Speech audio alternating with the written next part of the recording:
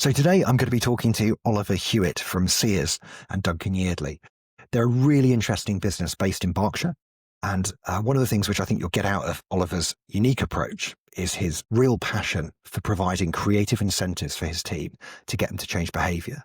And also their absolute commitment to training and development as a core principle of what makes them a successful agent. This month, they are going to break the record for flexible fees in a given month by one person. And we think, we don't know yet because the month hasn't finished, but that one of their guys might do over £40,000 of flexible fees on his own. And that's a really incredible number. They're very process driven, they're very culture driven, and it's a really, really interesting combination. So I hope you enjoy this interview as much as I enjoyed making it. And here is Oliver talking about his business and what makes it so successful.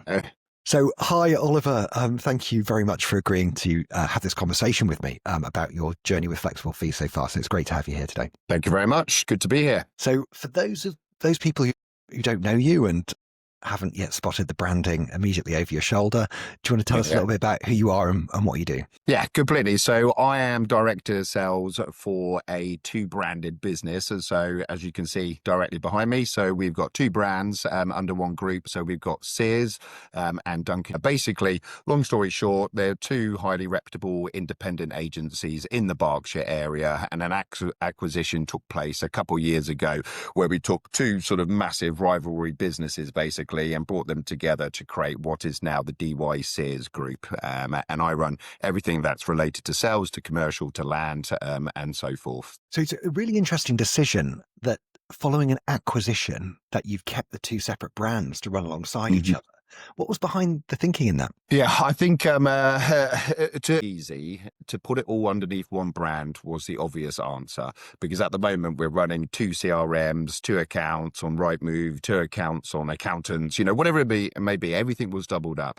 So it was definitely a little bit of a headache. But the thing is, we had an issue that we had two incredibly strong brands with strong reputations, and it was very difficult to say, right, well, should Duncan Yeardley go over Sears or should Sears go over Duncan Yeardley? And then we actually started to think to ourselves, well, how can we utilize the twin brand circumstance to our advantages? And this is where we started to come up with a certain elements in the business, such as the collaboration side of things, which is a complete unique USP for us. So a quick brief on that. For example, Ian, if you were on the market with Sears, and after a 3-month period, for whatever reason, the client just said, guys, really like you, but I just want to try another agent. I feel like, it's time to change. Have the answer to that. And rather than going off to a competitor, we can say, well, look, the great thing is you can go on with our sister brand, which is Duncan Yeardley. You get the fresh launch, you get fresh agents, you get fresh database and so forth, but you still got the quality of service that you've got used to expecting. And with that, they get all the benefits in essence of a new agent, but it's handled by the people that they still enjoy working with, and the service standards remain there.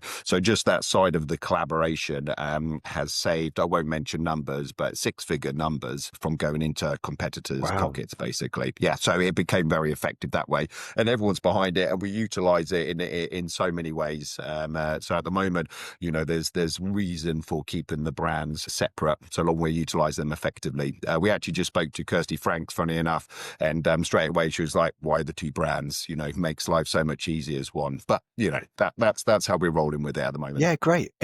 So I'm often reminded of Countrywide back in their heyday in Milton Keynes, and I'm sure it's true today as part of the Connells Group as well, is that they had multiple brands. And at one point, I think it was 7 brands competing on the same high street against each other, all owned by the same group. And the view is that each of them accessed slightly different ends of the market despite having the same infrastructure behind them. But unlike the Sears and Duncan Yeardley example, I think they competed against each other like really, really passionately.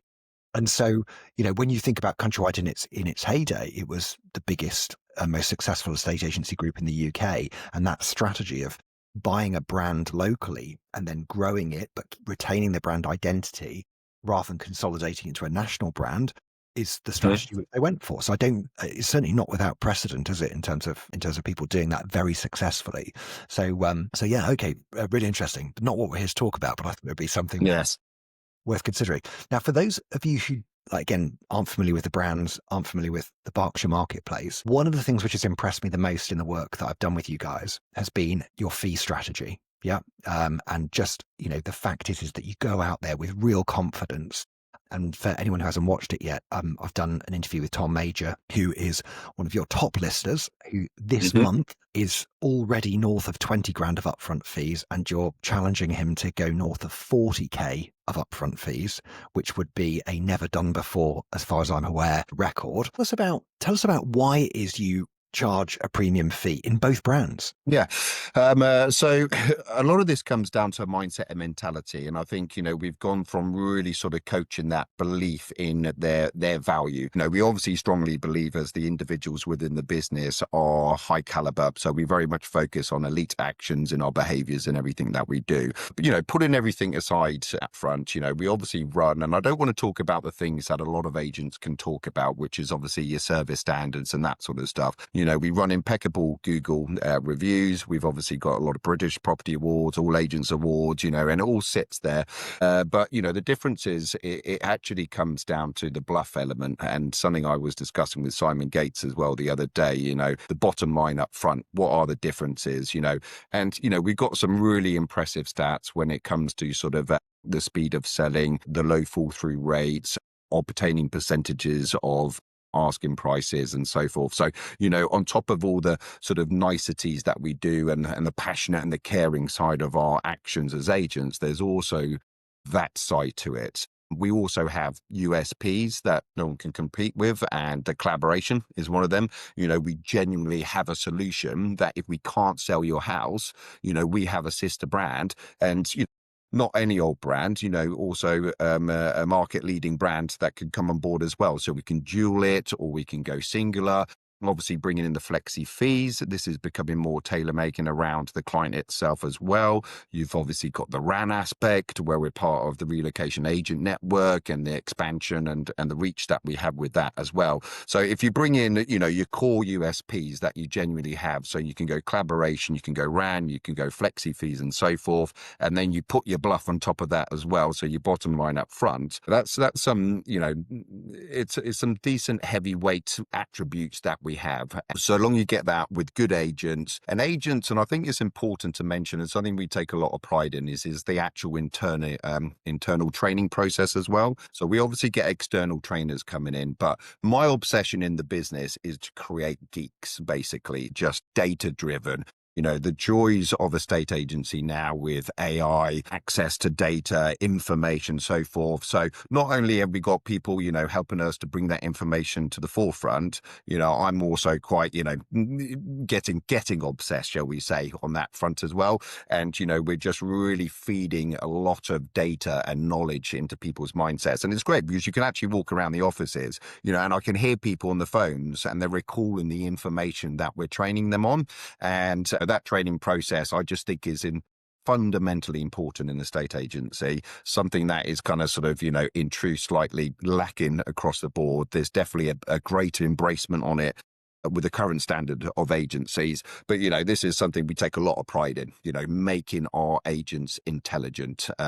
Because as the market is adapt, as the, the audience is becoming more intelligent, well, just like the old saying goes, knowledge is power.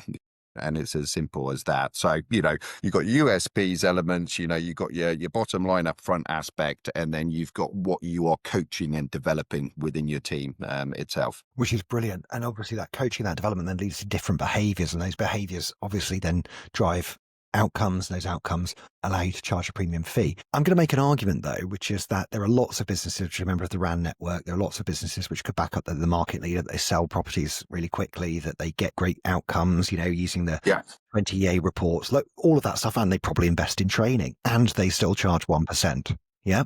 So what is the apps? So charging a premium fee is a decision that you've made. It is, yeah, and that's the mindset and the mentality aspect of it. And our average fee across a couple of our offices is 2%. With our other, shall we say, more affluent location offices where volume is lower, but the house value is greater. then they're around 1.5%. So a lot of this in going through it, because we didn't just come in and start, right, it's not to say expensive agents is a case of value for money is sort of the mentality behind it. And a lot of it is the agents themselves were sort of negotiating against themselves and always worried about the competition and what they were going to say. I've been a rugby man all my life, and all my coaches have always said, we play our game. We don't play anyone else's game. We play our game. And I kind of took that mindset and mentality, particularly into some of the offices and brands, shall we say, just to change that mentality of actually the quality of who you are, what you represent, the distances that you're going. And look, in the slight argument against kind of what you just said there as well, as in the sense of, well, other agents can say they've got ran and stuff like that. But it's the effectiveness of how we're utilizing these tools. We are, not just a case of saying we've got these USPs or we've got these additional sort of products. It's actually the effectiveness of how well we're using them and actually putting them into practice as well. And the clients are seeing that, getting the real benefits of what, USPs there are. But yeah, a lot of it just comes down to mindset and mentality. I was talking to a colleague yesterday down in the office. I had a manager away. So I said, look, I'll come in, do a bit of frontlining and get involved and so forth. And I could see her writing down the other agents' fees that had mentioned. And I think the client had seen sort of 4 or 5 agents. And I could just progressively see them getting lower. And I was just waiting for her to, turn around and look at me and go, oh, Oliver, they're offering lower fees and so forth. And I just said to her, I said, Lydia, so nothing's changed. It's always been that way. It is. I'm not going to sit here and say how great you are, believe in yourself and so forth. I want you to answer that question to me. And I said to her, do you think you are worth 5%? No, definitely not. Well, why aren't you worth that? Well, because, this is what I do as an individual. This is what we can do as a business. Okay, well, what about the 1%? Are you a 1% agent? Okay. And this client was trying to get them down to 1.4 and then start to create the flexi fee. And I was like, well, we're 1.75. I said, then we go into the flexi fee. And she was kind of looking for permission to start at that 1.4. And I was like, I think you already know the answer. And I want you to test yourself and believe in your core values and everything that you are. And guess what? She goes through that process. It ends up as a 1.75 with a flexi fee involved in it. And it's just mindset and mentality, 100%. and that is pretty much the core element of it. Yeah, and there's courage as well, isn't there? There's courage for the leadership to be able to say, we're not going to discount, we're not going to negotiate. This is it. We believe in you. You believe in yourself, and off you go. Yeah, and also, Ian, just to be clear as well, we are, against agency mindset. It's always a case of got to get the instruction, got to get, we aren't really bothered with our stats or whatever it may be.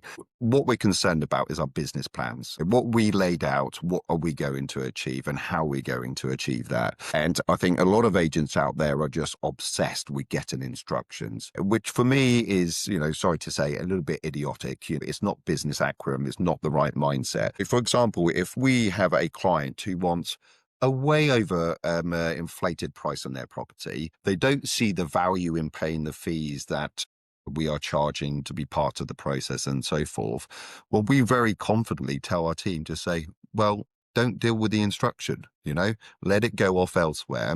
And then more than likely we'll pick it up today. But we're not going to go through all that process of not being able to achieve that isn't going to be achievable. Them being annoyed with us because apparently it's our fault, where clearly it was a price orientated thing. And then on top of all those headache processes, we're charging a low fee and so forth. So, we're quite happy just to say, sorry, Mr. Smith, look, wish you all the very best of luck. Try the other agent. If they're so strong in their beliefs that they can achieve that, we're unable to achieve that, being transparent with yourself. We can follow through with what we said and design we can do. So I work with some other very good agents, and some of them have a different philosophy to that. And their philosophy is that because they are the dominant market leader, that gives them lots of reactive business by virtue of the fact they've got their boards up, they've got their brand up, they've got a dominant level of market share. And that then creates a flywheel, which is the perception, and therefore maintaining that market share at all costs. In other words, regardless almost of the fee, within reason, whatever they determine to be reason, that they pursue that as the strategy. What's your thoughts on that strategy, which is slightly different, isn't it? Which is actually we're going to Yeah, and look, I know agents like that. Some of the top agents in the southeast, and their format is, and it blows my mind. I don't know. Can I mention names? Is that, are you allowed to Yeah, do I that mean, or it's not? Yeah, yeah. Well, look, we all know Romans. sure. The big juggernaut in the area, and they do incredibly well. This is probably their best performing office Mm. in the entire business. And these guys, they don't charge what they're worth in my eyes, but except for their market leaders. So why wouldn't charge more, because you are market leaders and doing what you're doing and so forth. So we've got all our sort of processes and how to achieve our goal, but our mindset is more about getting more out the unit and actually working smarter, not harder. Yes, it's great having the market share, but then you've also got 4 billion clients going through and managing that whole process, extra staff members, extra headaches, whatever it may be. And I think if you have a belief and you set up a culture and a mindset by where your team members feel like they are valued through the commissions that they're charging, well, that just runs through the quality of the mindset of everything that they do within the business, that they know that they have to fulfill the duties to the reflection of the commissions that they are charging as well. So wouldn't it make sense, as in just all businesses, that you don't need to have all the units in the world, right amount of units, getting the right amount out of it to remain in the higher quality, but you are achieving your business plans and remaining to be profitable? Well, then that's the business mindset, isn't it? And one thing we definitely coach and breed as a culture is innovativeness, entrepreneurship, and actually our managers, even the team members within, is actually we want them to feel like it's their business. And actually, when they're knocking off their fees, they're knocking it off their P&L and so forth. And I think, because we also breed that sort of culture and environment as well, then you get a completely different view on the business from everyone within the business itself. Yeah. I mean, I guess my consultative view, having now spent more time working with other agents rather than just running my own business, has been that I think there are two fundamental strategies which work. One is yours, and the other one is the maximalist market share.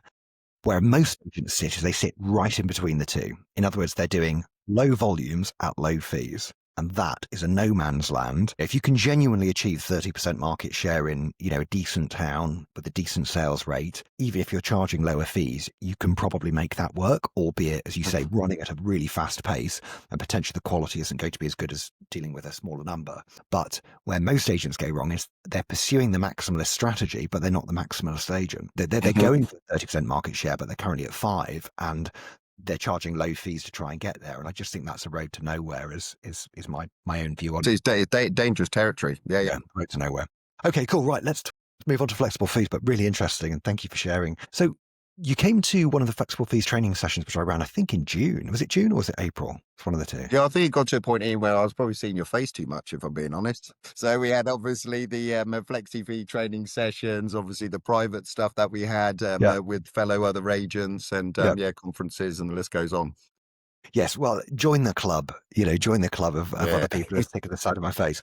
And I guess the bit which I'm interested in is your journey from first starting to do flexible fees to where you are today. My observations from having sort of kept in touch with you throughout that process and been a small part of that journey is that it's something which has actually built momentum over a period of time. Is that fair? It wasn't like literally day one, it just went boom and suddenly you were doing tons of flexible fees. So do you want to just talk us through how you Yeah. saw that progression and what lessons? I guess the key bit is, what advice would you give to other people who are leaders, that is, first adopting flexible fees, knowing what you know now? Yeah, I think, if anyone goes into this and thinks, bang, straight from the outset, yeah, we're going to start to pull in fees and big numbers and stuff like that, I think that's the first thing they've got to get correct in their mindset. And I think they've got to prep properly for the arrival of the flexi fees, as we call them, because even though they've obviously been created and sort of transformed from yourself, your process and the way you do it isn't going to be exactly for all agents and all agents' cultures and so forth. So, okay, well, how does flexi fees then come into our culture? As you know, me and Nick were strongly behind it, and we're part of the whole greenhouse sort of flexi fee movement and so forth, and we very much believe in everything that you've been talking about, and we feel very much on the same level. So when we went into the flexi fees, we are. I think the first things to mention, we are highly incentivized business. So, I always took the mickey and said, look, we've got more incentives than a Tesco club card. They're literally, left, right incentive, but we love rewarding people, because those who put their head above the parapet and go for it, we love to reward them. We love to give out the bonuses and pay them extra money and stuff like that. And, to be fair, some of the team members are, they're earning some pretty, you know, chunky wages for those who are going for it, but you have to go for it. So we know we've got that incentivized culture within the business. So when flexi fees came in, so obviously I did training with it, went through it and so forth, and then brought managers out on the training session with yourself, which I strongly suggest that anyone who's going through that process is that they jump on board with one of those training sessions, particularly the key influencers within the business as well, so that it can filter through. And then basically it's a case of, okay, well, look, everyone understands it. Everyone says it's a great idea. How do we then start to take the benefits of what flexi fee represents? Okay, well, look, I've got an incentivized sort of team culture here. So I'm going to start to create an incentivized culture around the flexi fees as well, so that they get rewarded. So, that was one of the things that helped sort of boost the spirit and mentality behind it. And I could probably run through some of the incentives that are put in place to help anyone out there. And I've been talking to a number of agents who've kind of sort of, not been doing as well as we have. And I've kind of discussed sort of, things that can be done in order to help it out and so forth. And incentives is definitely one of those things.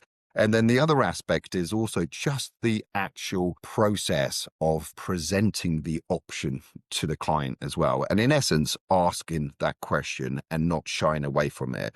And it's a case of, how do I get it across to my team as in a sense of, it's not a pitch. It's not a pressurized sort of, you got to hunt for a yes on this. This is an option. This is their decision, but this is an option that we can present to them. And the more options that we have, we're going to create more versatility and styles that are going to be aligned with all the forms and different shapes and sizes of clients that we have as well. So it was really sort of getting into that structural process, as in a sense of what we have with a lot of agency is a case of, did you ask the question, ask the question, ask the question, so forth. So talk about the option, okay? And then myself and Callum, for example, who's very good at getting flexi fees as well. We've done some in-house training sessions, but importantly, I also have an internal Teams group with it as well. So all the flexi fee candidates are on it. So like you're running your site as well. So we've got our own mini version of that where I'm sending out sort of stats, updates, charts, and all that sort of stuff, and just creating a real safe place where people can support each other and help each other, because we've got some doing very well, we've got some who are on the way up but need more work and so forth. So I think a mass combination of all those aspects has really helped us to now, as you can see, we're doing some pretty chunky figures on a monthly basis now.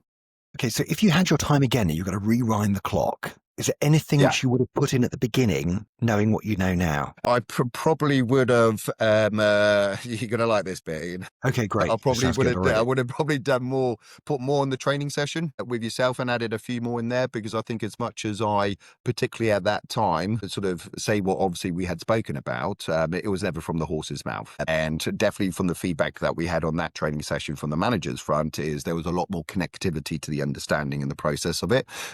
So I think if I had my time again, I would have probably either had you down to us and got everyone in our training room up here and just had a session, because I think that would have helped straight away just accelerate the whole sort of process. And I think probably just as on my side is a case of probably just gone out and did a bit more frontline myself and just led by example. Look, you definitely, all the directors in the business, Hannah, Nick, myself, it's a case of we are proud that we're hands-on and we are frontline and we're not shy to get out there and so forth. So they're probably, the two.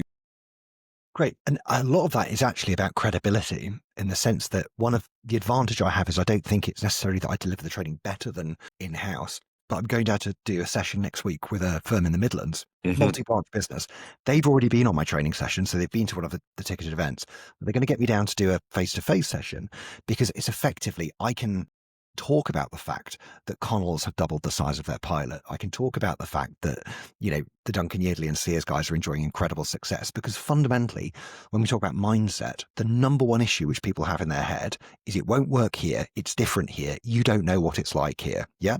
And you have to just bombard them with the evidence of this is a process you can follow to enjoy predictable success. But I think your guys already have that. But then also, in addition to that, it's, let me give all the case studies of how, if they can do it, why can't you? Mhm. And that's very much linked to what you were talking about going on the front line, because then if you can come back in and say, hey, I have gone and got a full upfront fee, I've got one which is paid 500, 1,000, 1,500, then suddenly it's like, well, it can be done. You've proven it, and I think that's another really important. So that credibility piece is super important. Okay, Well, it's great. quite interesting because just on that as well here, because I don't often, go outside of things, but I went out to value a property in my manager's absence the other day, and it was the first time I valued a house in a long time, and I absolutely loved it. Because agency, you talk about the same old stuff for so long. And I'm just, and I said this to all the managers, and I actually got off the phone, I called up, and I just said, valuers within this business, we have so much to talk about. I said, I Yeah. didn't even talk about half the stuff. I was talking about flexi fees. I was talking about the collaboration, RAN aspects and all this sort of stuff. And actually, when we had the slider scale on, because one of my colleagues was asking, how do you find it? And I was just saying, forget all this minimum fee entry point stuff. It's just, and the client, and I was a little bit cheeky with it. The client puts her finger on the slider, and I pushed her finger further up the slider. And I said, you're better than that, aren't you? I was just absolutely direct. But I created a situation where, it's going to be my first flexi fee, but it's going to be mid-range and upwards. Nice. So, yeah, I was saying, because, we obviously adapted our entry levels, but it was a case of, I was just like, well, we're worth more than that, surely, of the 599. Let's push it up a little bit.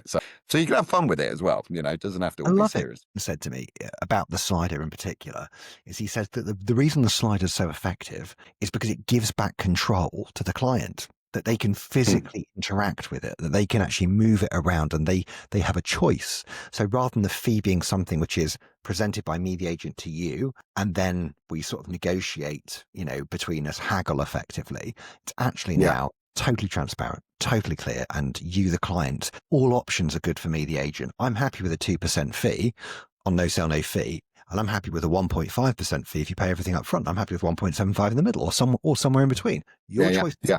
Where do you want to be on that scale? Okay, great. And so just again, a bit of context for everyone else. What sort of performance level, if it's not commercially sensitive, so we can skip this part if it's commercially sensitive, but how much are you now doing out of 4 branches in terms of flexi fees? Where do you think you'll get to this month? So this month, obviously last month was our best month to date, where we're north of £50,000. Brilliant. We're well into the 6 figures now, which is nice. Even though, in terms of classification of timescales, when we started was end of April, that sort of thing. I think with everything that took place in the early stages, we really sort of got the full grip in the last sort of few months. So that's how I sort of really adjudicate the timescales around it. So take into account Tom's already single-handedly doing that probably on his own, not far off. Goals and aspirations definitely for this month is to hit above to what we achieved last month. So £60,000 would be fantastic to achieve. We are just playing, obviously, with the budget, with the bits and pieces that's going on in the world. The market isn't being as fruitful as we would like. Sure. And new strategies are being applied. So I think, looking at the instruction numbers, there's probably a few more limitations that may just play a part in that. But I have no doubt, and we're looking at it now, in as penetration. That's the level that we're looking at currently at the moment. We've kind of proven what a number of the team members did, and as a team, we've proven that we can do this, that we can get the flexi fees in. But now let's assess the levels. So I'm really focusing on getting our penetration levels up to 35 to 40%. So I've got another incentive running for the last quarter, and then for next year, it's a 50% penetration level is the goals and aspirations that we'll be working with, which is just going to be a game changer for the business. Totally. I mean, in terms of when you put that into your budget for 2026 and what that's going to look like for the business, a 50% penetration, and what would be the average sort of amount of on those 50%, how much are you generating on average per listing, if you know?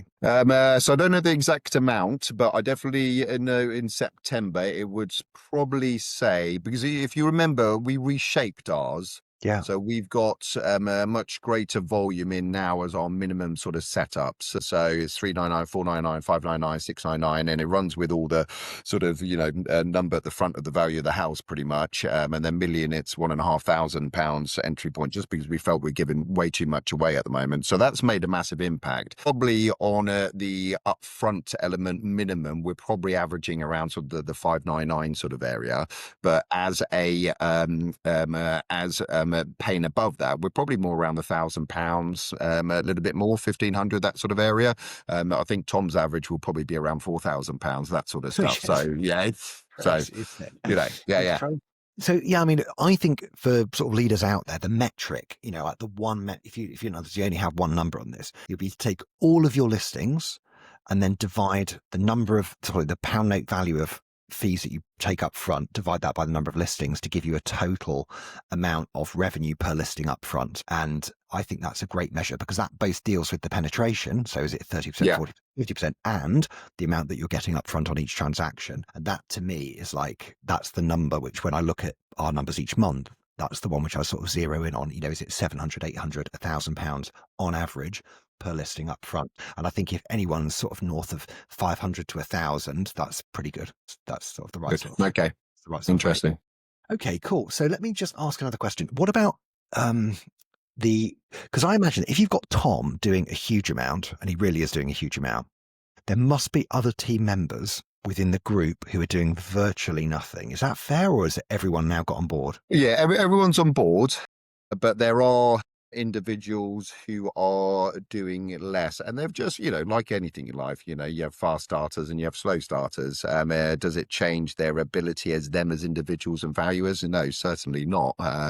Probably even some of our what we could classify as top valuers are actually struggling to get this going from the beginning, and you could say some of our inexperienced valuers are doing better than them. There's some mixed vibes on that front, and we are dealing, even though we're in Berkshire, we go from Wokingham to Brack to Ascot. That is big variance in the styles of markets and the clients that they are, and so forth. But I think with the good thing is, everyone is on board, everyone has obtained a flexi fee, everyone can do it, and it's proven. And I think what we've got, and if we digress a little bit, but something that we've now uniquely got is so we've got these incentives that we've been running from the beginning of the year, and there's been a different variations of colors of those. But what it's identified is who are the strong players. And so we've got some key strong players in the business that all do well. And Tom obviously being, the top performer at the moment, but, Callum's closely behind, you've got Marnie doing very well as well.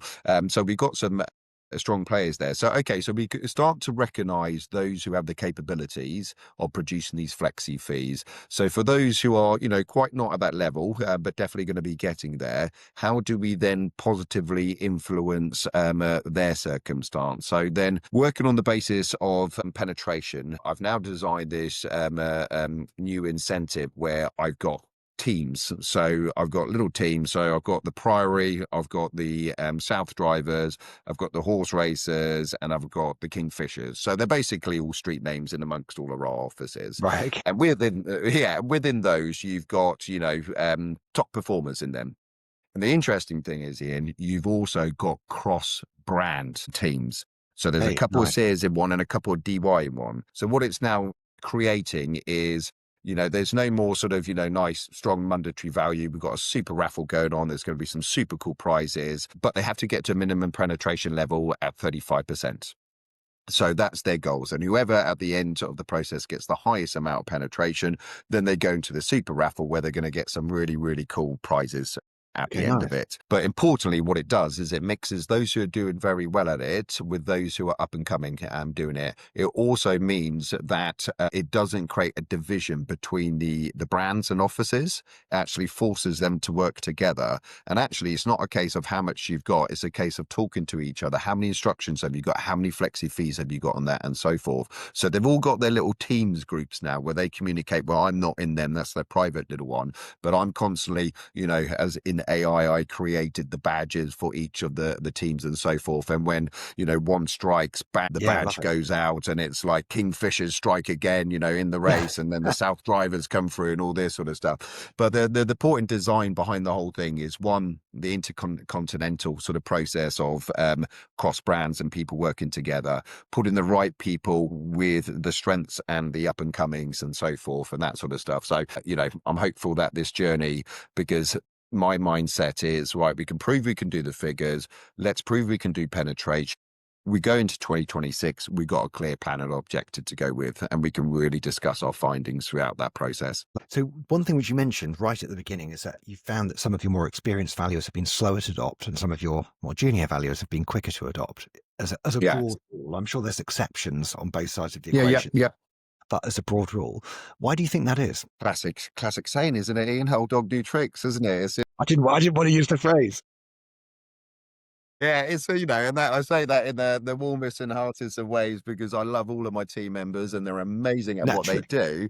But it is a case of, it's routine. It's breaking routine, isn't it? And it's a case, and it was no different from certain individuals that I had saying they charge less, I'll lose the house. They'll offer them 0.75%, and I had to, well, we had to, it's not collective, it's not all on me. We had to, shake this out of our system and our belief in our mentality and so forth. And I don't sit here with any concerns about where we are with those who are doing their best that they can, but not quite sort of at the levels that they would want to be or we would want to be, because we know we'll get there. And, it's not a case of we must do it, quickly and it's got to be done like this in a bargain format. It's a case of, right, okay, well, it's clear you can do it. Okay, so you can do it. So you've answered that yourself. So how do we then get that into a more consistent sort of process? And so you tell me what you did on the one that you won. And then suddenly enough, they go, oh, actually, you find it very easily. And more of a case, it's, I brought it more to the attention and we actually discussed it. And some of the ones where they weren't performing as well, I asked them, and I have great relationships with them, that I would just say, won't mention any names, but I'll just say, did you talk about the option? Hand on heart. No, I didn't. No. Actually. I said, well, then that's the issue. Then you need to talk about the option. And if I could narrow this down to like a really simple, clear takeaways, if someone is getting 10%, 20% flexible fees in that sort of range, they are not giving the customer the choice on every valuation appointment. What they are doing is they are making prejudgments about whether or not they think that this is a flexible fee client, and they are choosing selectively based on their instincts as to whether or not they think the customer will like this or hate it. And they are prejudging and then only delivering it where they think it's appropriate. And, there are various phrases about assumption. And, I think it's a really, and to be honest, for any leader out there who's like thinking, oh God, why is Fred only at 10, 20%? Maybe the market's different there. It isn't the market. Probably isn't the training. It's that they are making a prejudgment and not delivering it on a percentage of valuation, whatever that percentage is. But that is absolutely nail on the head. And it brought light to my mind when you were sort of discussing that, because, that was some of the feedback. It was a case of, I guess we were probably slight to blame as leadership in the beginning, because we were kind of focusing this along with other people we're working with the committed seller aspect. End of the day, anyone who comes to the market, they're committed, mate. It's as simple as that. You will know in your heart and heart, and you have to have integrity, and you have to be honest, and you have to care. The biggest word I coach in business is care. Just care about your actions, care about what you do, and everything on that front. And, if someone was quite clearly, no, I'm just testing the market, see how it goes, not bothered, blah, blah, blah, blah. Yeah, look, discuss the option, but it's not an option you're going to recommend for them, basically. But don't go in there thinking, I'm not going to talk about the option because I don't think they're that committed. Because also there's so many times, and a million times over, where, someone says they're not committed at the early stages, very quickly, they turn out to be a very committed seller and so forth. So look, it's very simple. It's a case of presenting the option. And it's quite interesting. And I was trying to understand the psychology around it as well, because what we do when we go agents, we try and differentiate ourselves, don't we? So you're going against other agents and you want to be different, okay? So if you have something incredibly different to talk about, why are you not talking about it on every occasion? Absolutely. And it's just the key. And I just think, I'll give you an example with mortgage appointments. It's tangential, so it's not the same, but we've got a reasonably sized financial services business. And when there is a negotiator who doesn't want to do financial services, what they ask for is they ask for more coaching because they lack confidence. Now, sometimes, and as a starting place, that is true. But I have had many people who've worked for me who've asked for coaching after coaching after coaching because they know that because I'm a caring leader, that I'm going to deliver that coaching for them. And that's going to kick the can down the road. And it also puts the onus of responsibility, not just on them, but on the strength of my coaching for their performance and their improvement, rather than the accountability piece, which is if you just ask every single person that you spoke to as a buyer, do you need any help with your mortgage? Yeah. Like, as terrible a question as that is, as unsophisticated as an approach as that is, if you just did that every single time, you would book more mortgage appointments than you're booking today. And I think the bit which, again, advice to leaders out there is it's very easy if you're a caring person to get sucked into constantly wanting to do more for your team to help them do better. And broadly, that should be our instinct. But there is definitely there's definitely an approach, isn't there? Which is about making sure that there is a quid pro quo. If I do this for you, this is now what I need in return. This is the partnership. Definitely. And I think, it's exactly that with the, a phrase that I use. So that mentality that you sort of just discussed then with the training aspect is I say to the team, I don't care how you ask the question, so long you have asked the question. We will develop, get the pitch better and so forth. But if you can get your mindset and mentality into just always asking that question, you are naturally going to increase conversion. If you're not going to be asking that question, then there's going to be a reason why you're not earning a lot of commissions here, there, and everywhere and so forth. And, we just had someone who's just come off fresh off the press, joined the team. A young lady called Amy, and she's done a lot of sort of, front of house hospitality, retail, all the good DNA structure that applies to a estate agency and being a people's person. But, I did training with her and just got that sort of mindset into within just a week's period. She's already got about 4 or 5 financial referrals, solicitor referrals, not massive numbers, but very big numbers for being here for less than a week, put it that way. That's because no one's told her it's hard. That's because no one said, oh, you're going to get all these objections. So she goes in completely fearless. She says, Oliver's told me to ask A, B, C, D, so I'm going to ask A, B, C, D, and guess what? Like, it works. And then once you've been here for a while, you've had a couple of people who've objected, and you've had a bit of, your confidence has been knocked because there was one time that one person said, hold on, why are you asking me about my mortgage? Or I've already got my own lawyer, or whatever the objection is.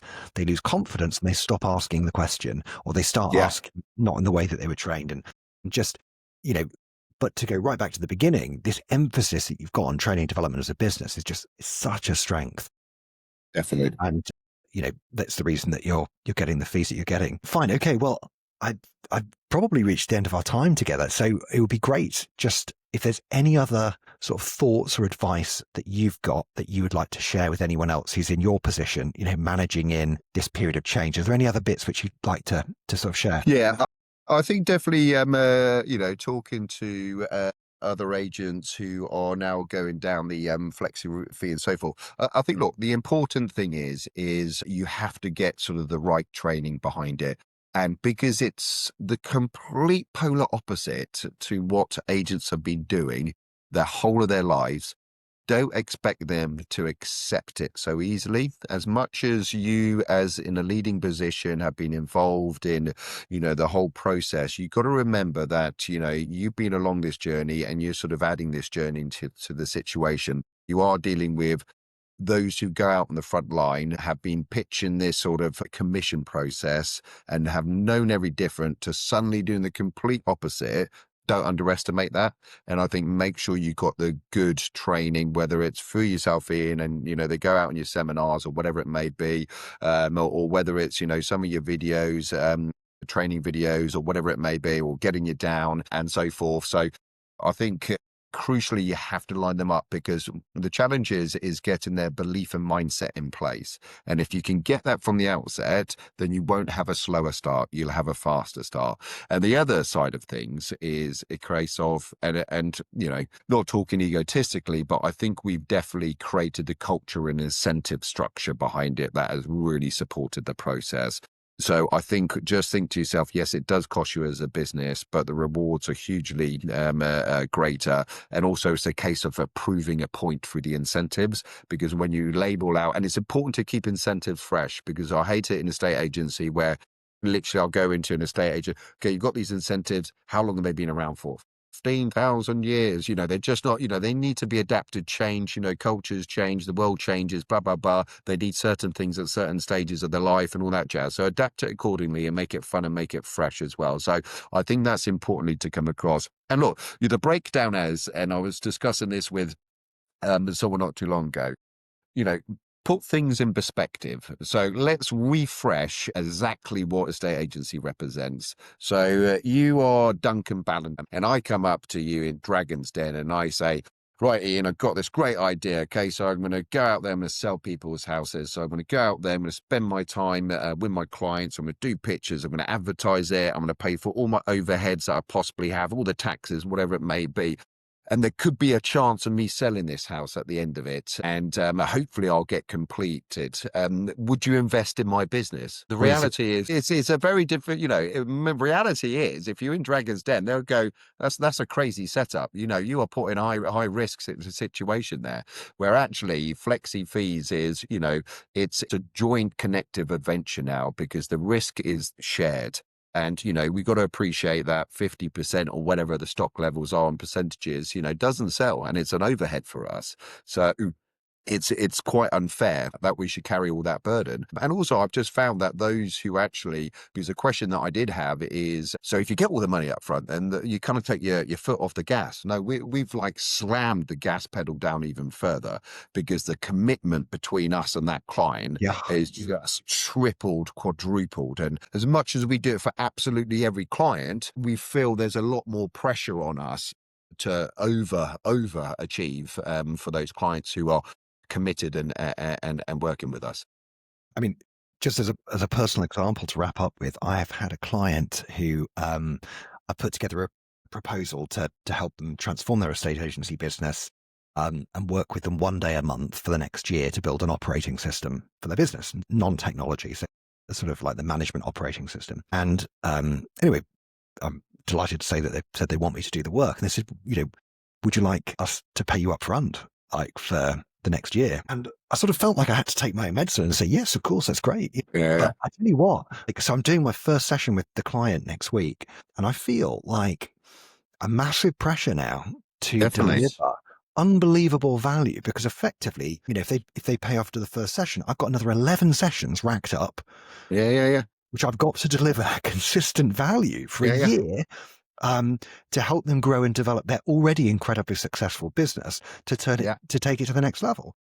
Well, you're kind of being analyzed differently psychologically, aren't you? So, there's expectation from their side because they're a paid client. So exactly why you're feeling those pressures. So the extra prep that I'm going to do for that client, they're going to get, and there was no change in the total amount of compensation. It was the same amount whether they paid me every month or they paid me upfront for a year. But I think they wanted to demonstrate their commitment to me, and now I will want to demonstrate my commitment to them in a very personal, one-to-one relationship. So there's no difference. It's been really interesting just sort of going through that process with them over the last week or so, as we've sort of gone backwards and forwards on it. So fascinating.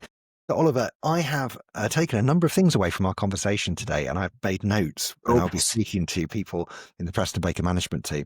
I think you're a remarkable sales leader, actually, genuinely. And in the time that I've got to know you, I can see why you guys can command the fees that you can. And it's this culture of training and development and excellence and praise and positivity, I think is absolutely the core of what makes your and Nick's business such a powerhouse within your local marketplace. I think your strategy's bang on, by the way. I know I'm sort of arguing, should there be an alternative in terms of like just get market share? And as I say, I know some very, very successful businesses which do that very well, but I think your strategy's spot on, mate. So keep up the good work, and good luck with the flexible fees. I hope you clear 100K in a month very soon. Definitely, we will. Okay, cheers, Ian. A pleasure as always. Thanks. Thank you. Thank you very much for listening and watching the podcast. Oliver, I think, is a remarkably good sales lead. I think he combines what a lot of us aspire to, which is this building of a great culture, investing in his people, a genuine care for his clients and his customers. And the consequence of that is that you can leverage fees that most people could only ever dream of. A lot of us will have thought that the days of 2% no sale, no fee were behind us. He's actually used flexible fees to increase his no sale, no fee, as well as making sure that he's driving remarkable levels of upfront fees. Definitely some great takeaways for me personally. I'll be speaking to the Preston Baker team about some of the incredible insights that he's had. Thank you very much for listening and watching, and I'll look forward to chatting to you next time.